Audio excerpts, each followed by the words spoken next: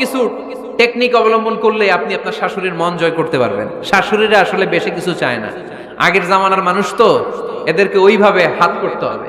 মাঝে মাঝে একটু শাশুড়ির মাথায় তেল দিয়ে দেন, চুলে তেল দিয়ে দিবেন আর কি, মাঝে মাঝে চুল আশ্রয় দিবেন, এগুলো কিন্তু খুব পছন্দ করে শাশুড়িরা। ওনার প্রেশারটা একটু মেপে দিবেন, ডায়াবেটিক্সের ওষুধটা খাইলো কিনা সময় মতো খোঁজ নেবেন, কি পছন্দ করে খেতে একটু রান্না করে দিবেন। যেই বক্তার ওয়াজ শুনতে পছন্দ করে ওই বক্তার ওয়াজগুলো ডাউনলোড করে শাশুড়ি আম্মাকে দিবেন, ইসলামী বই দিবেন। দেখবেন বয়স্ক নারীরা মাহফিল যেতে খুব পছন্দ করে, ওয়াজ শুনতে খুব পছন্দ করে, নবীদের কাহিনীগুলো শুনতে পছন্দ করে। বসায় বসায় একটু কাহিনীগুলো শোনাবেন।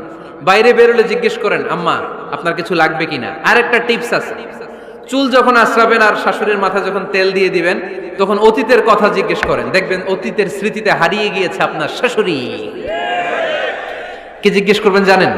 জিজ্ঞেস করবেন, আম্মা জান মুক্তিযুদ্ধের সময় আপনার বয়স কত ছিল?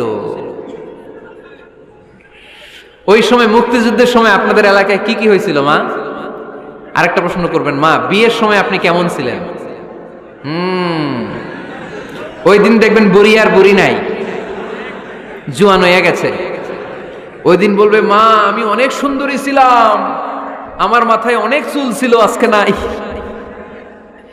আমগো গ্রামে আমার সাথে সুন্দরী মাইয়া ছিল না। অতীতের স্মৃতিতে, স্মৃতি হাতরাতে হাতরাতে তিনি হারিয়ে যাবেন। জিজ্ঞেস করবেন যে, মা শীতকালে আপনাদের দেশে কি পিঠা বানাতেন আপনি যখন ছোট ছিলেন, আপনার বাপ চাচারা কি করতো?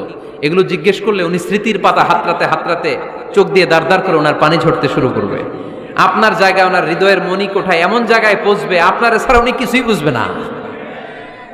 বৌমারা এই অল্প কিছু টিপস অবলম্বন করে আপনারা আপনাদের শাশুড়ির মনকে জয় করতে পারেন।